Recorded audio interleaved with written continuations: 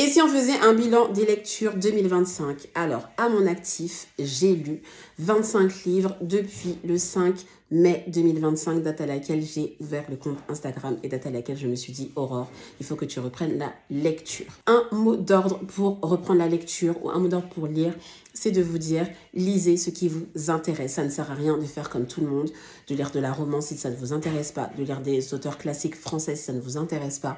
Moi, ce qui m'intéresse, c'est vraiment la littérature africaine, raison pour laquelle je me suis focalisée sur, on va dire, cette niche-là. Et je suis très contente vraiment parce que j'ai pu découvrir des librairies. J'ai découvert Présence africaine que je connaissais de nom depuis très longtemps, mais j'avais jamais osé y aller. J'ai découvert plein d'auteurs, voilà. Et en plus, ça permet aussi de voyager dans l'Afrique, de pouvoir mieux connaître l'Afrique francophone, l'Afrique anglophone. Voilà. Autre chose concernant ce compte de lecture, quand je vous dis lisez ce qui vous intéresse, c'est que moi, il y a deux choses qui m'intéressent au niveau de la lecture. C'est tout ce qui est autour de l'islam et tout ce qui est autour de la littérature africaine. Donc, peut-être qu'en 2026, je vais mélanger tout ça.